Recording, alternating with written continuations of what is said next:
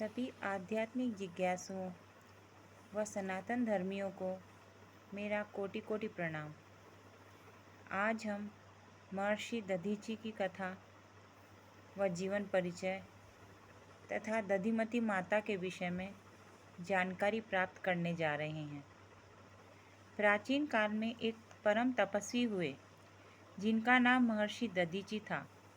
उनके पिता एक महान ऋषि अथर्वजी थे और माता का नाम शांति था। उन्होंने अपना संपूर्ण जीवन शिव की भक्ति में व्यतीत किया था। वे एक ख्याति प्राप्त महर्षि थे तथा वेद शास्त्रों के ज्ञाता, परोपकारी और बहुत दयालु थे।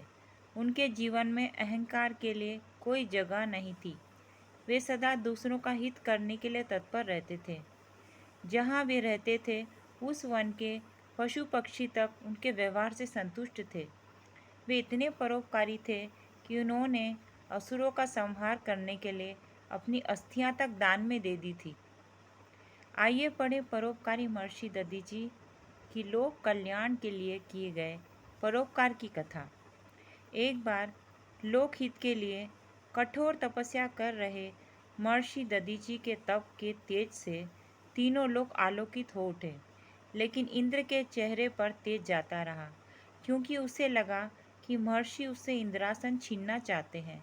इसलिए उन्होंने तपस्या भंग करने के लिए कामदेव और एक अप्सरा को भेजा, लेकिन वे विफल रहे।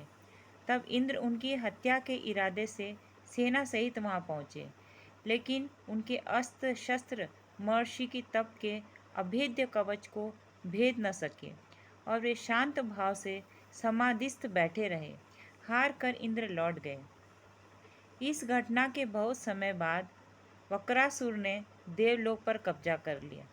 पराजित इंद्र और देवता मारे मारे फिरने लगे। तब प्रजापिता ब्रह्मा ने उन्हें बताया कि वक्रासुर का अंत महर्षि दधीची की अस्थियों से बने अस्त्र से ही संभव है। इसलिए उनके पास जाकर उनकी अस्थियां मांगो। इससे इंद्र असमंजस में पड़ गए। वह सोचने लगे कि जिनकी हत्या का वह प्रयास कर चुके थे वह उनकी सहायता क्यों करेंगे। लेकिन कोई उपाय न होने पर वह महर्षि के पास पहुँचे और झिझकते हुए बोले, महात्मन, तीनों लोगों के मंगल हेतु हमें आपकी अस्थियां चाहिए। महर्षि विनम्रता से बोले, देवेंद्र, लोकहित के लिए मैं तुम्हें अपना शरीर देता हूँ। इंद्र आश्चर्य से उनकी ओर देख ही रहे थे कि महर्षि ने योग विद्या से अपना शरीर त्याग किया। बाद में उनकी अस्थियों से बने वज्र से इंद्र ने वक्रासुर को मारकर तीनों लोगों को सुखी किया। लोकहित के लिए महर्षि दधीची ने तो अपनी अस्थियां तक दान दी थी, क्योंकि वे जानते थे कि शरीर नश्वर है और एक दिन इसे मिट्टी में मिल जाना है। इसी क्रम में अब हम दधि माता के विषय में जानकारी प्राप्त करते हैं। दधिमती माता का मुख्य और प्राचीन शक्तिपीठ राजस्थान के नागौर जिले के गोठ मंगलोद गांव में स्थित है। इन्हें महर्षि दधीची की बहन और देवी लक्ष्मी का अवतार माना जाता है। माता की पौराणिक कथा, इतिहास और मंदिर से जुड़े मुख्य तथ्य इस प्रकार हैं। दधिमती पुराण के अनुसार माता का जन्म माघ शुक्ल रथ सप्तमी को आकाश मंथन के परिणाम स्वरूप हुआ था। वे महर्षि अथर्व और माता शांति की पुत्री तथा महर्षि दधीची की बहन थी।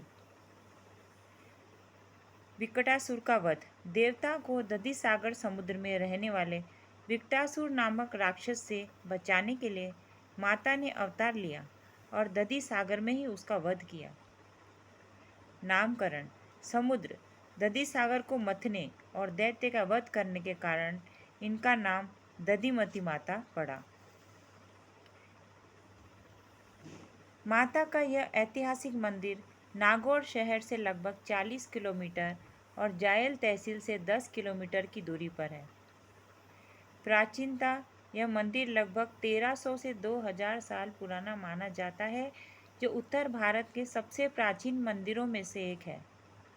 यह मंदिर महामारू वास्तुशैली का एक उत्कृष्ट उदाहरण है। इसके मुख्य गुंबद और दीवारों पर हाथ से उकेरी गई रामायण के दृश्य आज भी पर्यटकों और श्रद्धालुओं को आकर्षित करते हैं। यह स्थान दधीच, दधिमा ब्राह्मणों, दाहिमा राजपूतों और कुछ जाट समाजों की कुलदेवी का मुख्य स्थान है। प्रसिद्ध इतिहासकार गौरीशंकर हीराचंद ओझा के अनुसार यह पूरा क्षेत्र प्राचीन काल में दाहिम क्षेत्र कहलाता था, जो महर्षि दधीची की तपोभूमि थी। उदयपुर के इतिहास में माता के चमत्कारों और आशीर्वाद का गहरा उल्लेख है। मान्यता है कि संवत 1908 में विष्णुदास जी महाराज ने माता की आज्ञा से ही बालक स्वरूप सिंह को उदयपुर का महाराणा घोषित करने की भविष्यवाणी की थी। माता समस्त दाइमा समाज की कुल देवी है। बोलिए दधिमती माता की जय हो।